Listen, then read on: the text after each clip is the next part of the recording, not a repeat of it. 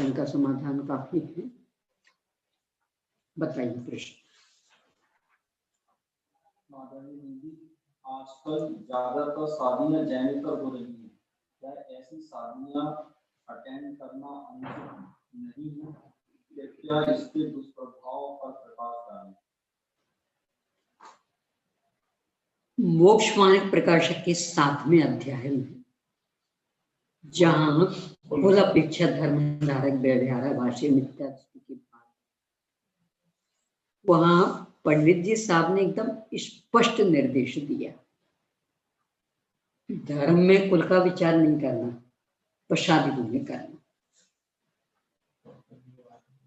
शादी के संदर्भ में कुल का विचार करना धर्म में, क्यों? उसका कारण देखो, ये जो सोच है ना, इन्हीं बाद में बदल जाएंगे, एकदम थोथी सोच। कैसे थोथी सोच? जो जन्मजात जैन है, आपके घर में है, आपके साथ चल रहे, उनकी विचारधारा आप नहीं बदल पाते। माता पिता ऐसे कि मन भगवान के दर्शन किए बिना मुंह में पानी न दे, वो संतान ऐसी। अच्छा, आप दर्शन की बात कर रहे हैं, अब सुन लो कान खोल के, नियम से नहीं जाएंगे और प्रतिज्ञा लिए लेते, आज से कभी मंदिर नहीं जाएंगे। क्या करना? और ये है कि नहीं घर घर की कहानी है। आज जो ठगाई जा रहे हैं, जैनेतर का तो बाद में लेती हूँ, पहले इसमें ये सब हम तो मुमुक्षु परिवार देख के ली थी बेटी कि माँ इतनी मुमुक्षु, पिता इतने मुमुक्षु, तो माता पिता को लेना था कि बेटी को लेना था? तो माता पिता के संस्कार बेटी में होंगे क्या? क्योंकि बेटे बेटी तो उल्टे जा रहे। माँ शास्त्री, बेटी शास्त्री, तो पिता शास्त्री, दोनों स्वाध्याय कराते हैं, पाठशाला चलाते, और बेटे बेटी तो मंदिर मात से ही आ जाती। शिक्षण किसी कीमत पर हम शास्त्री नहीं करेंगे,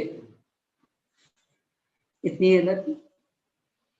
तो आप माता पिता को देख करके ले आओगे तो ठगाए जाओगे।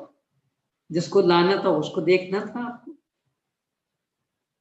तो जब दिगंबरों के संस्कार अपन सुरक्षित नहीं रख पा रहे, अपने घर के, अपने परिवार के नहीं रख पा रहे, तो बाकी से क्या अपेक्षा रखोगे?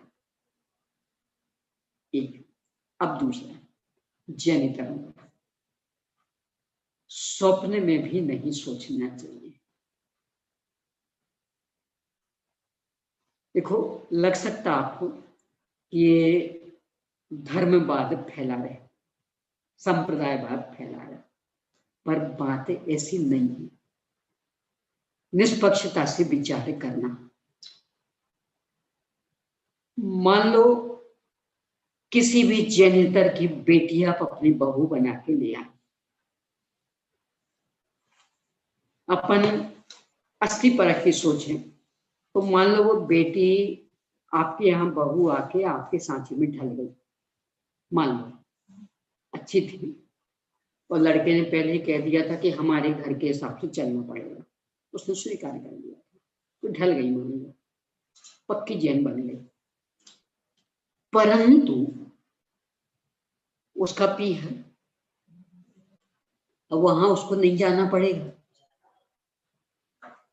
जो संतान होगी वो अपने ननिहाल नहीं जाएगी, मामा के यहाँ नहीं जाएगी, कैसे सुरक्षित रहेगी? और बल्कि वो तो अधबीच में फंस गई। यहाँ आते मैं पिताजी के साथ यहाँ, तो यहाँ ऐसा करते, वहां नाना मामा के यहाँ जाते, वहां ऐसा करते, वो बेचारी संतान क्या करे? अच्छा, यहाँ कोई कार्यक्रम होंगे, उनको नहीं आना पड़ेगा, वहां होंगे, इन्हें नहीं जाना पड़ेगा, कौन सा धर्म निभा पाओगे? यानी यहाँ आपके यहाँ आलू प्याज का सर्वथा निषेध, और वहां आलू प्याज ही प्रिय वस्तु, यानी व्रतादि में भी आलू ही, जो क्या बोलते फरारू, तो वो आलू से ही हो, कैसे निभेगा? पूजा भक्ति सब तो उनकी करनी पड़ेगी, वो तो उनकी करते हैं, तो यानी समस्या के लिए वो एक लड़का और एक लड़की की थोड़ी है, उसे एक लड़के के साथ यहाँ सैकड़ों जुड़ेगी, और उसे एक लड़की के साथ वहां सैकड़ों जुड़ेगी। हर एक नहीं, वो अपने में आएंगे, कैसे बैठेगी पृथ्वी? ज्यादा इसमें उदारवादी नहीं बनना, क्योंकि उदारता अंत तो गत्वा अनंत आकुलता की ही कारण, इसलिए अपनी विचारधारा ही आगे की पीढ़ी के लिए खतरनाक। बहुत ज्यादा खतरा है। क्या कभी अपन ने समझौता कर लिया, निभा लिया उस लड़के ने, लेकिन उसके घर पे जाना तो लड़के ने देखा तो वहाँ की पद्धति यहाँ आई, यहाँ की बहुत खतरनाक, यानी नहीं निभ पाते वो, बल्कि बच्चे तो बेचारे दुविधा में पड़ जाते, किसका माने हम? यहाँ ऐसा करते, वहां वैसा करते, हम क्या बढ़ेगी नहीं, जो अपन ये सोचते हैं जनसंख्या बढ़ जाएगी हमारी, बढ़ेगी नहीं, कम होगी। पूरी संस्कृति मिटनी है, इतना ही नहीं, मान मर्यादा मिटनी, क्योंकि हर धर्म की मान मर्यादाएं अपनी अपनी, संस्कृति अपनी तो अपनी। जैसे किसी के यहाँ शादी हुई, अगर कास्ट नहीं रिश्तेदार कुछ भी, तो उस शादी में हमें जाना नहीं आना चाहिए, उसकी अनुमोदना का, भले वो जैन घर में आई लड़की, तो अनुमोदना का उपाय ये है, ज्यादा यदि है तो दो शर्त है। पहली शर्त तो ये कि सगाई के पहले उसे जैन बना, सगाई के पहले, और दूसरी शर्त कि या तो वो पूरा पीहर जैन बने, अन्यथा अभी यहाँ संकल्प लो कि जैसे ही इस घर से निकले अब कभी इस घर नहीं आएंगे, यानी पीहर से पूरा नाता तोड़ो, या फिर पूरा पीहर जैन बने। ये शर्तें मान लूं तो अन्यथा नहीं। क्यों? क्योंकि वो एक जैन बन भी गई, पर आगे आना जाना होगा सो। नहीं है, हमने जेल बना लिया, लेकिन जेल नहीं बनाए तो तुम्हारा पूरा परिवार आगे के अजय बाद हो जाएगा, सारी संस्कृति मिट गई। ज्यादा बढ़ जाएंगे हमारी संख्या, सोच एकदम गंदी, बढ़ने वाले बिल्कुल नहीं। देखो उल्टा हो जाता, जैसे उदाहरण के लिए अपन ऐसे अपनी मान मर्यादा में एकदम पक्के हो, अन्य कोई गैर करे तो हम उसको टोका टोकी करें, कदाचित वो हमारे परिवार का निकल आवित तो, हमारा रिश्तेदार निकल आवित तो थोड़ी बोलती, तो अब प्रचार किसका होगा? वो जो गलत चल रहा उसका, कि सुधार का अवसर रहा? सुधार के लिए अवसर नहीं रह जाता है, गलत बातों का प्रचार होने लगता। इसलिए सपने में भी सोचना ही नहीं चाहिए। इससे भी बड़ी बात तो, और आप अन्न की बेटी लेके आए, क्या सिद्ध कर दिया कि हमारी जाति में हमारे बेटे के योग्य कोई लड़की नहीं है। पूरी जाति पे प्रश्न चिन्ह लगा दिया कि हमारा बेटा इतना योग्य तो उसके योग्य लड़की हमारी जाति में नहीं। अयोग्य बोलो, ऐसा अयोग्य योग्य नहीं मतलब अयोग्य, यानी हमारे बेटे के युग कोई लड़की नहीं है, यानी हमारी जाति में सब अयोग्य। कितना बड़ा कलंक लगा था।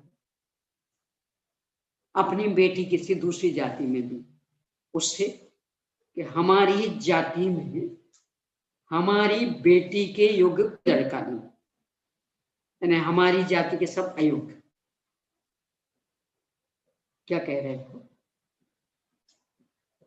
इतनी बड़ी जाति, आपकी बेटी इतनी योग्य हो गई कि आपकी बेटी के योग्य कोई लड़का नहीं है, तो पूरी जाति पे कलंक नहीं लग गया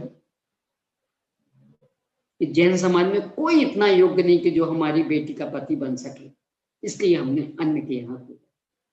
जो हो रहा है कुछ है तो सब पहले से निश्चित है ना, मतलब ऐसा तो है नहीं कि अब आपके करने से मैं कहता हूँ कौन सा पिता है या कौन सा ऐसा मतलब लड़का है लड़की है कि वो चाहता है कि हम इनके अनुसार, वो तो सब पहले से सारा है, वो तो पहले ही नक्की करके देखो कार्य 5 समवाय से होता है,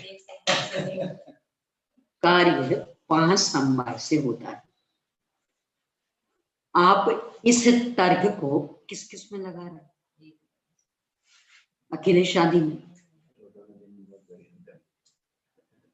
और कुछ में नहीं, सब जगह लगाओ। निमित्त में भी आप निमित्त ही तो हो उसके लिए तो निमित्त में भी निमित्त अकेले क्यों? जब संतान की आपको इच्छा थी, हाथ पे हाथ रख के बैठ गए थे, यदि पिता बनना होगा तो बन जाएंगे। हम शादी क्यों कराएं? बाकी सहयोग की बात कर रहा हूं मैं, अभी बात ये नहीं कर रहा हूं पुरुषार्थ नहीं, जैसे उसमें पुरुषार्थ वाली बात तो है ऐसे ही यहाँ मेरा प्रश्न ये नहीं है। जैसे अपन बच्चों की बात कर रहे हैं तो हम ये तो नहीं चाहते कोई गलत उसमें जाए, मतलब ऐसा नहीं चाहते कि कोई अदर कास्ट में जाए या अदर कास्ट की हमारे में, हम नहीं चाहते। लेकिन अब चूंकि वो पहले से उन लोगों ने आपस में नसीहत कब तक कर लोगे या उनको तुम यही तो आप चूक गए ना, यानी बात इतनी आगे बढ़ने तक का आपने अवसर कैसे दिया, क्यों दिया? कोई एक दिन की घटना तो होती नहीं, पहले धीरे धीरे मिलना शुरू हुआ होगा, फिर बात और आगे बढ़ी और आगे बढ़ी। आप क्यों सोते रहे? अरे यहां वहां से सूचनाएं भी आपको मिल गई, कितने ऐसे केस देखे, सूचनाएं मिल गई, हम जानते हमारी बेटी कैसी है, आप बदनाम करना चाहते, यानी आंखों पे पट्टी बांध के सोए रहे, और जब वो भाग गई तब अब क्या होगा? यानी दूसरे आपको बार बार सुझाते रहे, देखो आंखों देखी हमारी घटना, तो उल्टा उसका मुंह बंद करते रहे कि हमारी बेटी को कलंकित करना चाहते। आंख खोल के जांच पड़ताल करने की कोशिश नहीं की, तो गलती किसकी? यदि खाने पीने में बच्चा जहर खा लेता, खा लेने देते ना, क्यों?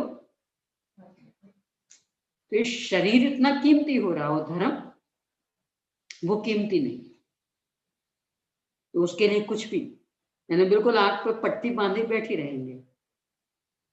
मूल तो है कि आपने पहले दिन से ही ऐसा कदम क्यों उठाया, यानी ऐसे स्कूलों में आपने पढ़ाया क्यों?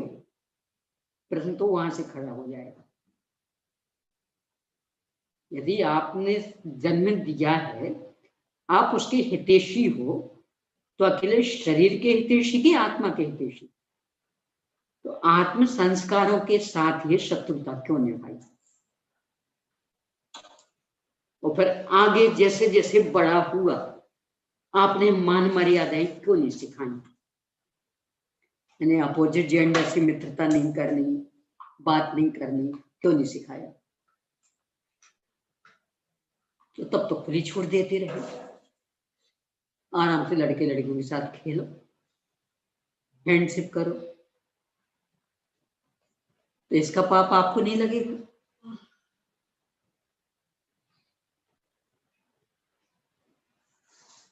होना तो ये चाहिए कि बिल्कुल शुरू दिन से, यानी जब से बच्चा घर से बाहर निकलना सीखा तब से, देखो अपने यहाँ की तो मर्यादाएं थी। सगे भाई बहन बिल्कुल छोटे छोटे 2-2, 3-3 साल के, अब वो बच्चा अपनी बहन से ऐसा सट के बैठ गया, उसके पैर पे ऐसा हाथ रख वहीं एक चांटा पड़ता था। सगे भाई बहन, ये स्वयं मैंने देखा अपने घर में, यानी 2-2, 4-4 साल के बच्चे बच्ची सगे भाई बहन तो भी ऐसा एक दूसरे का स्पर्श नहीं कर सकते। तो ये मान मर्यादाएं आपने उस उम्र से उन्हें सिखाई होती, बात इतनी आगे बढ़ती नहीं। विडंबना है कि स्वयं ही नहीं सीखे, स्वयं को शील की मर्यादाओं का भान नहीं, तो बेटे बेटियों को क्या सिखाएंगे। बहन के पलंग पर भाई बैठ नहीं सकता था, क्या मजाल की बैठ जाए, अब बैठे तो वही डांट पड़ती थी। भाई के पलंग पर बहन नहीं बैठ सकती थी। ये मर्यादाएं थी घरों की, ढील स्वयं दे रहे, संस्कृति को उजाड़ने का स्वयं नहीं मानो एक अभियान ही छेड़ रखा हो, तो फिर रोते हैं। मैं तो ये कहूंगी कि बचपन से ये संस्कार देना, और फिर भी कदाचित भवितव्यता उनकी हो वैसी उल्टी, तो ये एक उपाय है ना, आप पूरा संबंध विच्छेद कर दो कि बेटा यदि जाना है समझ लेना, अब मैं तेरी माँ नहीं, तू मेरी बेटी नहीं, मैं तेरा पिता नहीं, तेरा बेटा नहीं, सारा संबंध खत्म। इस कीमत पे जाना हो तो जा। तो होता उल्टा है, कुछ दिन तो चलता रहता और फिर बराबर सब अपना लेते। यानी एक बार पूरा कठोर कदम उठाए ना, तो ये भी बोलते हैं ना दीदी कि ऐसे आपने छोड़ा तो पूरा धर्म से पूरा ही चला जाएगा, अगर आपके पास रहे। कम से कम वो ही तो जाएगा ना, हमारा घर तो बचा रहेगा ना।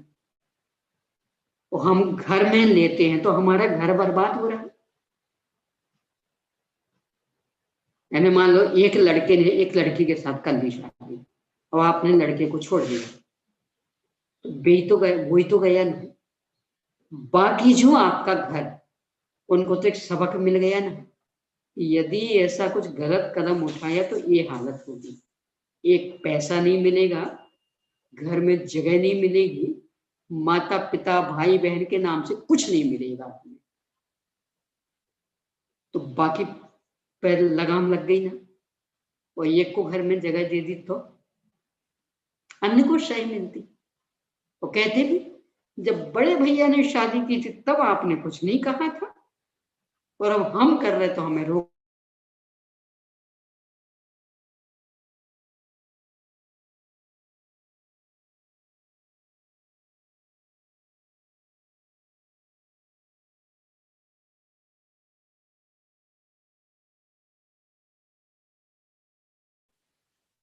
क्योंकि इससे आपने अपनी जाति पर प्रश्न खड़ा कर दिया, धर्म पर प्रश्न खड़ा कर दिया, अपनी संस्कृति को बर्बाद कर दिया, अपनी पीढ़ियों को बर्बाद कर दिया, मंदिर आदि की मर्यादाएं तोड़ दी, किसी भी रूप में इनका अनुमोदन नहीं। एक क्वेश्चन और है, क्या बिना उदीर्णा के किसी भी कर्म का फल प्राप्त नहीं होता? उदीर्णा कैसे होती है? कोई उदीर्ण करने से थोड़ी होती, तो कर्म है, अपने आप चलता रहता है। फिर भी थोड़ी इस पर चर्चा करनी पड़ेगी, अभी का समय हो गया, तो कल ले लेंगे बैठ के, बाद में फिर आगे बढ़ाएंगे विषय।